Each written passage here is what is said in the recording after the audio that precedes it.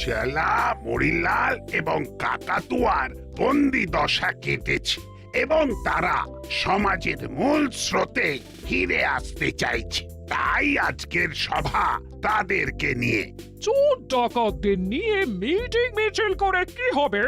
আমরা প্রাক্তন চোর, এখন ভালো মানুষ। আই তোদের বেশি কথা বলতে বলেছি? আমি তো দেখছি ব্যাপারটা। এই জন্যই, ঠিক এই জন্যই ভালো মানুষের দাম নেই বলেই আমরা এককালে চুরি ডাকাতি করতাম। এরপরেও যে তোমরা চুরি ডাকাতি করবে না তার কি গ্যারেন্টি? এই তো বড়বাবু দিব্যি। আমার দিব্যি কি? আমার আবার দিব্যি কি? আপনি তো আমাদের মা বাপ। যাই হোক, ওরা যখন সমাজের মূল স্রোতে ভাসতে চাইছে তখন ভাসুক, সাঁতার কাটুক, কিন্তু কারো ক্ষতি যেন না করে, ব্যাস। হ্যাঁ, আমরা সবাই দাসপাড়ায় হাসি খুশি থাকতেই পছন্দ করি। আচ্ছা, তোরা কি করবি সেই বিষয়ে কোনো ভাবনা চিন্তা করেছিস? আমরা ব্যবসা করব। চেলা কাকা, তোমার তো অলরেডি একটা ব্যবসা আছে, বাইক সাইকেল এসব রিপেয়ারিং করার গ্যারেজ। সেটা টিম টিম করে যেমন চলছে চলবে, কিন্তু আমরা গ্রুপে একটা বড় ব্যবসা করব। উপহারের ব্যবসা। মানে আমরা গিফট আইটেমের দোকান দেবো। বিয়ে, অন্নপ্রাশন, জন্মদিন সব অকেশনের গিফট বেচবো। তা আমাদেরকেও গিফট দাও। হ্যাঁ, কতদিন মাসি কোনো খেলনা কিনে দেয়নি। এখন আর খেলনা নিয়ে খেলার বয়স নেই তোদের।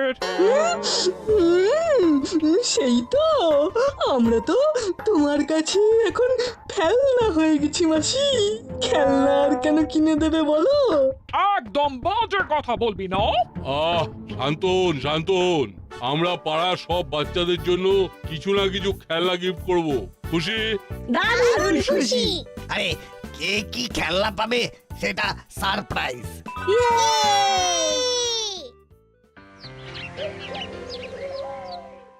তাহলে এবার আমাদের নবজীবনের নবযাত্রা শুরু। বস, বস তুমি হঠাৎ এরকম ভালো হয়ে যাবে ভাবতেও পারিনি। আরে ভালো হয়ে গেছি কে বললো? আগেও যা ছিলাম এখনো তাই আছি। মানে এই যে বললে সব বাচ্চাদের গিফট দেবে? হ্যাঁ দেবো তো। আগে তো আমরা ভয় দেখাতাম, এখন তো ভালো হয়ে গেছি, তার মানে? বস, এবার কিন্তু আমি একে চড়িয়ে দেবো। এতদিন লাইনে কাজ করছে কিন্তু কোনো বেসিক সেন্স তৈরি হয়নি। তোকে মনে হয় সবকিছু ঝুড়ি কোদাল দিয়ে বোঝাতে হবে? শোন চালা, আমরা সবাইকে সারপ্রাইজ গিফট দেবো, কিন্তু সেই গিফটের মধ্যে থাকবে গুরু গুরু। বস, বস তোমার লেগ ডাস্ট দাও। কি প্ল্যান বস? তোমার মাথাটা সোনা দিয়ে বাঁধিয়ে রাখতে হবে। আরে ছাড় ছাড়, আর তেল দিতে হবে না। আমরা দাসপাড়ার মোড়ের মাথাতেই দোকান ভাড়া নিচ্ছি। আজ রাত থেকেই শুরু হবে আসল মজা। আজ রাতের মধ্যে তাহলে সব সেট আপ করে দাসপাড়ার বাড়িতে বাড়িতে সব খেলনা শোপিস রেখে আসতে হবে। আর সেই কাজটা করবি তুই। ওকে বস।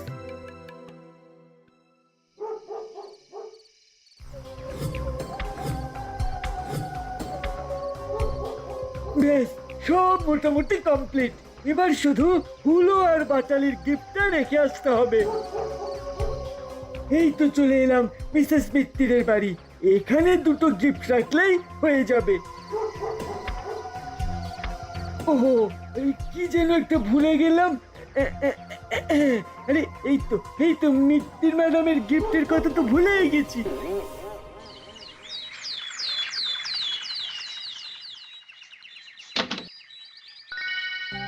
আরে না, দেখে যা দেখে যা, তোর জন্য গিফট চলে এসেছে। আরে ঘুম থেকে ওঠ বাবা। বাবা, সকাল সকাল গিফট?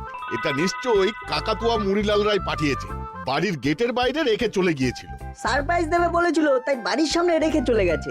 অদ্ভুত ব্যাপার, মাথায় এতটুকু বুদ্ধি নেই। কেউ যদি নিয়ে চলে যেত? আরে ওসব ছাড়, কি গিফট দিয়েছে দেখ। দেখি দেখি। আরে বস, এই পুতুলটা তো একদম সোনিয়াটের গোপাল ভাঁড়। দারুণ তো। বাহ, কি সুন্দর দেখতে। পুতুলের সাথে আবার একটা কি কাগজ আটকানো, দেখি। আশা করি পুতুলটা তোমার পছন্দ হয়েছে, কিন্তু এই পুতুল নিয়ে ঘরের বাইরে খেলো না, ঘরের মধ্যেই খেলবে। বাবা, এ আবার কিরকম পুতুল? এটা গৃহী পুতুল, যদি রোদে রং নষ্ট হয়ে যায়। এখানে তো দিন রাত উল্লেখ করা নেই। আমি তো ইচ্ছে হলে রাতের বেলাও পুতুল খেলা খেলতে পারি। আরে বাস পেনদানি। বাহ, দম দেয়া পুতুল, দারুণ তো। আশা করি পুতুলটা তোমার পছন্দ হয়েছে, কিন্তু এই পুতুলটা নিয়ে ঘরের বাইরে খেলো না, ঘরের মধ্যেই খেলবে। এই ফুলদানির মধ্যে যে ফুলগুলো আছে সেগুলো সরাবেন না।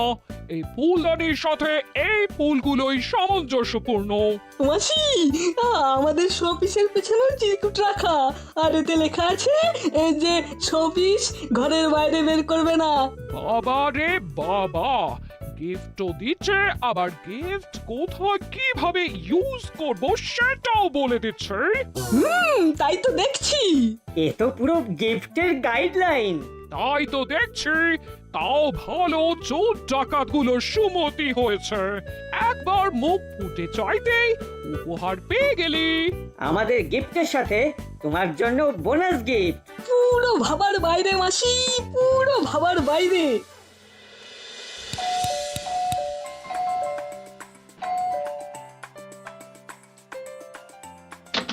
হ্যাঁ বলুন। নমস্কার, আমি জনগণনা করতে এসেছি। আপনাদের বাড়িতে কতজন মেম্বার বর্তমানে বসবাস করেন? 3 জন। তাদের নামগুলো একটু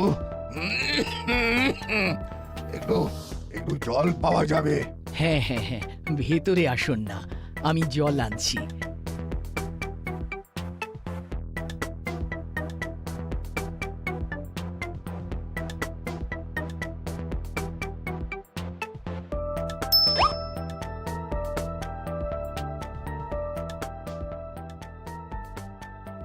এই নিন জল। ধন্যবাদ। আচ্ছা, তাহলে আপনাদের বাড়িতে 3 জন, আপনি, আপনার স্বামী আর আমার ছেলে। তাদের নামগুলো?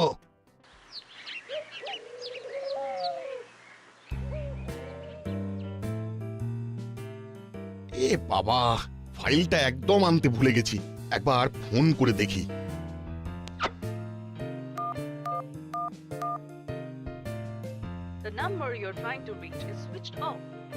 এই সেরেছে, ফোন যে সুইচ অফ বলছে। এবার কি হবে? ফাইলটা ছাড়া যে আজকের কাজই হবে না। না, আমাকে এক্ষুনি বাড়ি যেতে হবে।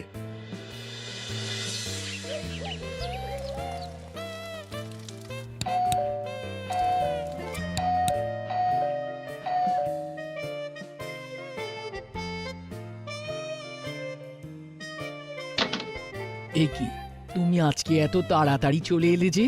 চলে আসিনি, আবার যাব, একটা ফাইল ফেলে গেছি।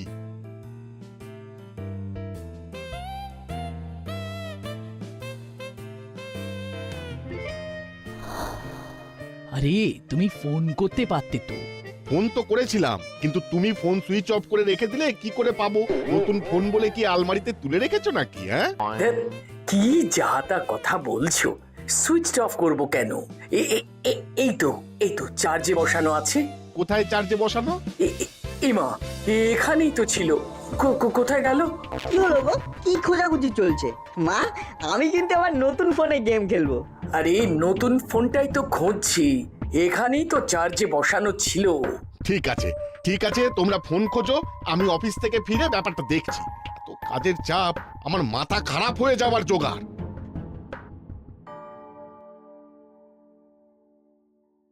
ও মা, তুমি ঠিক করে বলো তো ফোনটা কোথায় রেখেছিলে?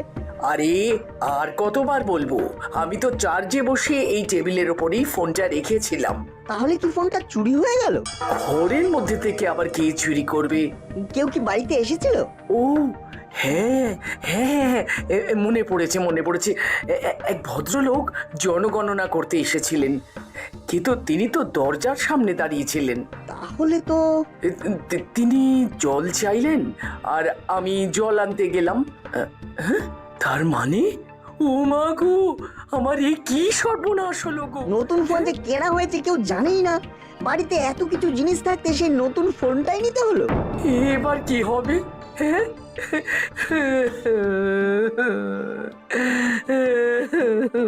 চলো থানায়, আমি জামা প্যান্ট চেঞ্জ করছি। থানা ছাড়া এখন আর কোনো উপায় নেই।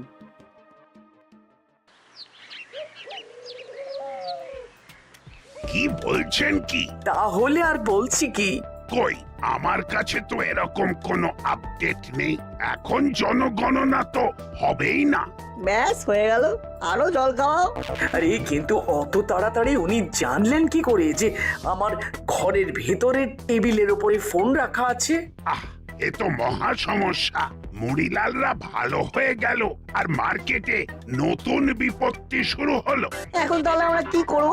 একটা জেনারেল ডায়েরি করে দিন ম্যাডাম, আমি দেখছি যদি কোনোভাবে ফোনের লোকেশনটা জানা যায়। আচ্ছা আচ্ছা, নাচ, তোর তো আবার একটু পরে টিউশন আছে। আমি তাহলে চলি।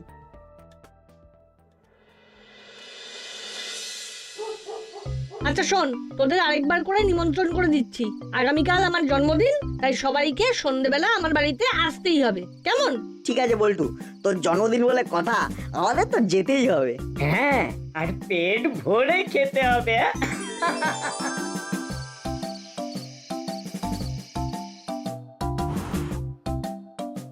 Happy birthday to you, happy birthday to you, happy birthday to dear Boltu, happy birthday to you. Happy birthday Boltu, happy birthday. Thank you. এনে বল্টু, আমাদের সবার তরফ থেকে তোর জন্য একটা গিফট। যাতে তোর পরবর্তী সময় ভালো কাটে তাই এই ঘড়ি তোর জন্য উপহার। Thank you, thank you.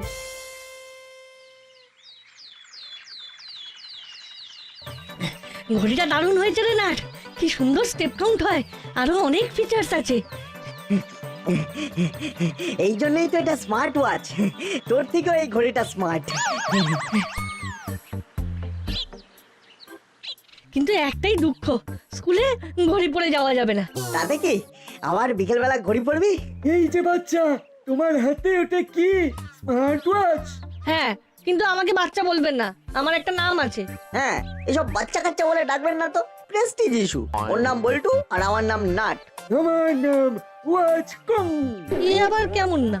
আমি একজন ঘড়ি বিজ্ঞানী, তাই আমার ছাত্ররা ভালোবেসে আমাকে ওয়াচ কং বলে ডাকে। দেখি দেখি তোমার ঘড়িটা।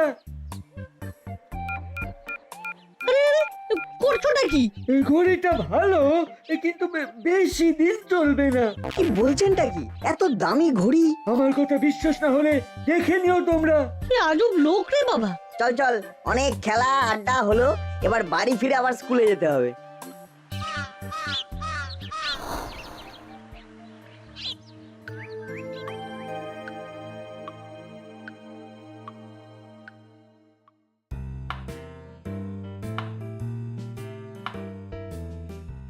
মা, এলাম। হাই শোন, স্কুলের সব বন্ধুদের কিন্তু চকলেটগুলো খাওয়াবি, কেমন? সব ব্যাগে ভরে দিয়েছি। হ্যাঁ হ্যাঁ, নিশ্চয়ই।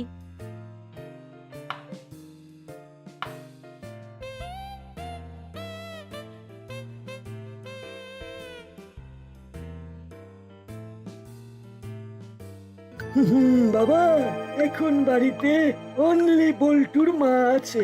এই তো সুযোগ, এবার আমাকে যেতে হবে, আবার ছদ্মবেশ ধারণ করতে হবে।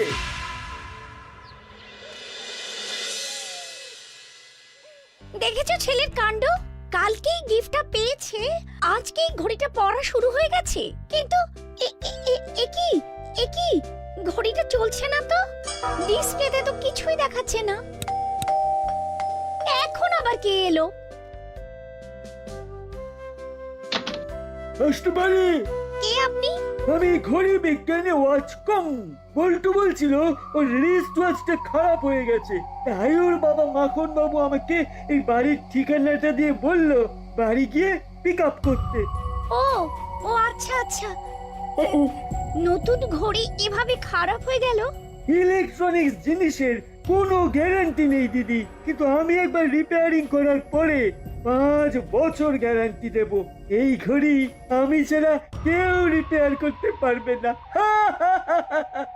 ঠিক আছে, দেখুন দেখুন কি করতে পারেন।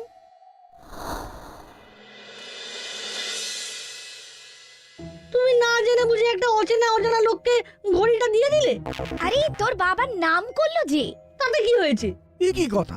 আরে আশ্চর্য তো, এরপর তো দেখছি আমার নাম করলে তুমি আমাদের বাড়ির দলিলটাও দিয়ে দেবে। তারপর সোনা দানা গয়নাগাটি। কিন্তু একটা ব্যাপার কিছুতেই বুঝতে পারছি না, কেউ বাড়িতে না থাকলে এই চুরিটা হচ্ছে। আর চোর কোনো অচেনা চোর নয়, এমন কনফিডেন্টলি চুরি করছে যেন আগে থেকেই জানে যে কি চুরি করবে। সেই তো, এটা একদম ঠিক বলেছিস। আমি এই ঘড়ি চোরকে ছাড়বো না, এক্ষুনি বড়বাবুর কাছে কমপ্লেন করব। একবার নাটকে ব্যাপারটা জানিয়ে রাখি।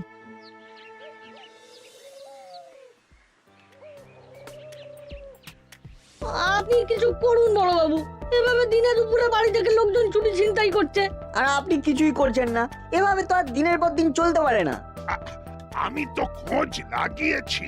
বড় বাবু, সর্বনাশ হয়ে গেল, সর্বনাশ হয়ে গেল। এ কি ম্যাডাম, আপনার আবার কি সর্বনাশ হয়ে গেল? আমি গতকালই একটা সোনার নেকলেস কিনেছিলাম। আজকে বিকেল বেলা দরজা দিয়ে বেরিয়েছি আর একটা লোক আমার গলা থেকে নেকলেসটা টেনে দৌড় দিল। এ কি? হ্যাঁ, তা কিরকম দেখতে লোকটাকে? পুরো কালো কাপড়ে মোড়া ছিল, যেন মনে হলো আমার কাছ থেকে নেকলেসটা ছিনিয়ে নেবে বলেই আমার বাড়ির সামনে দাঁড়িয়েছিল। আরো বেশি বেশি লোকজনকে বলে বেড়ান আমি নেকলেস কিনেছি, এই কিনেছি, ওই কিনেছি।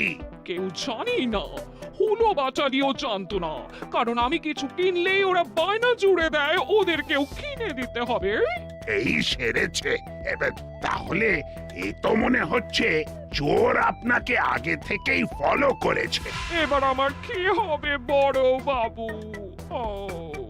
বড়বাবু, আপনি আমাদের দিকটাও দেখুন। আমার বাড়ির ফোন, বল্টুর নতুন স্মার্ট ওয়াচ। দেখছি দেখছি, মরিলাল কাকাতুয়া চেলারা ভালো হয়ে গেল, নতুন দোকান দিল, আর এখন আবার কে সব চুরি চামারি শুরু করেছে কে জানে।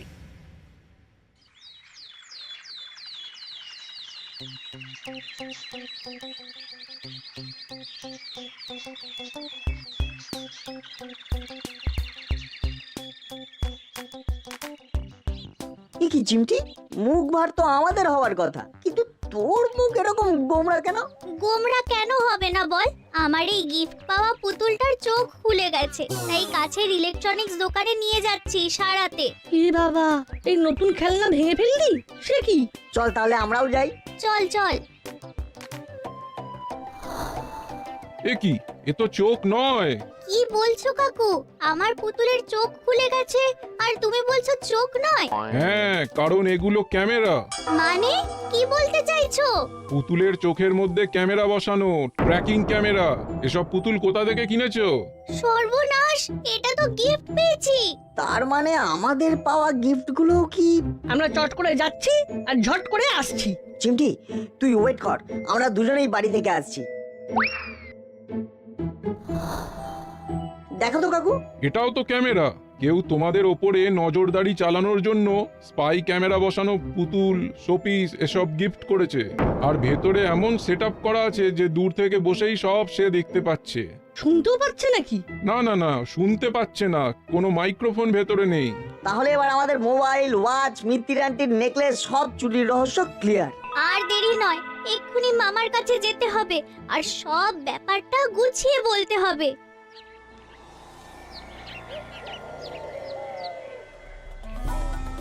কি তিনটে ক্যামেরা পুরো অন্ধকার হয়ে গেল দেখছি। আজব ব্যাপার। ও যা হয় হোক, নাট বল্টু দুজনের বাড়ি থেকেই ঝাড়া হয়ে গেছে। মিত্তির গিনির গলার নেকলেসও ডান। বলিস কি, এত বড় কুচক্রান্ত, ষড়যন্ত্র? তাহলে আর বলছি কি, আপনি শুরু থেকে বলে আসছেন ওরা নাকি ভালো হয়ে গেছে। ভালো না, কালো হয়ে গেছে। এবার ওদের পিটিয়ে আমি রাতের অন্ধকারেও আলো দেখিয়ে দেব। আবো, গাড়ি বের করো। জি সাহেব।